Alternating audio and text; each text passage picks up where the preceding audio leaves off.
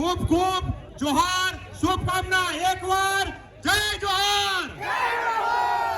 મિત્રો, આપણે જાણીએ છીએ કે આદિવાસી દિવસ આ કેમ ઉજવવામાં આવે છે, તો યુવા સાથીઓને હું થોડી બે લીટીમાં કહેવા માંગુ છું કે આપણે દિવસે ને દિવસે આપણું જળ, જંગલ, જમીન નષ્ટ થતું જાય છે, આપણું અસ્તિત્વ નષ્ટ થતું જાય છે, શિક્ષણ નષ્ટ થતું થાય છે, વેચાઈ જાય છે. તો આપણે ખરેખર એ વિશે પણ જાગવું પડશે. હું તમને કહેવા માંગુ છું, આજે આપણે કોરિડોરના નામે, જીઆઈડીસી ના નામે, રેલના નામે, હરેક જગ્યાએ રોડના નામે આપણે વિસ્થાપિત થઈ રહ્યા છે, આપણી જમીનો જઈ રહી છે.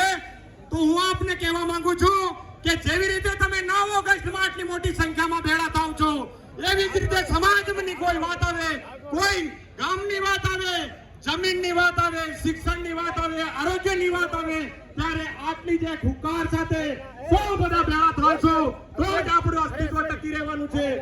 સમય જાવ બહુ ખરાબ આવે છે, આપણે સૌ જાગી જવાની જરૂર છે. આપણે આપણો પારંપરિક વારસો, આપણા પુરખાઓનો મળેલો વારસો આપણે જાળવી રાખવો પડશે. આપણી બોલી, ભાષા, પરંપરા, આપણી રીત રિવાજ, આ એક મેસેજ છે, આ એક સંદેશ છે. આ દિવસે હું આપને એક સંદેશ કહેવા માંગુ છું કે આપણા વડીલોએ જે આપણને દેન છે એ આપણે ખરેખર ભૂલવી ના જોઈએ. આપણી રૂઢિગત જે પરંપરા છે, આપણી ભાષા છે, બોલી છે, એની પણ આપણે આ સમયે આપણે એમને યાદ કરીએ, આપણા વડીલોને યાદ કરીએ, આપણા પુરખાઓને યાદ કરીએ અને આપણે આપણી જૂની પરંપરા રીતે આપણે જીવીએ. એનો આજે આ સંદેશ, મેસેજ આપને આપું છું. વધારે નહીં કહેતા, મેં 2 શબ્દ બોલ્યો, તમે મને બધાએ શાંતિપૂર્વક સાંભળ્યો એ બદલ એકવાર બધાને જય જોહાર, જય જોહાર, જય આદિવાસી, જય ભીલ પ્રદેશ.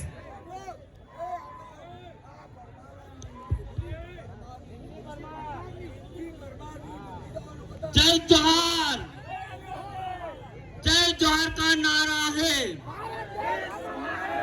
जय जोहार का नारा है.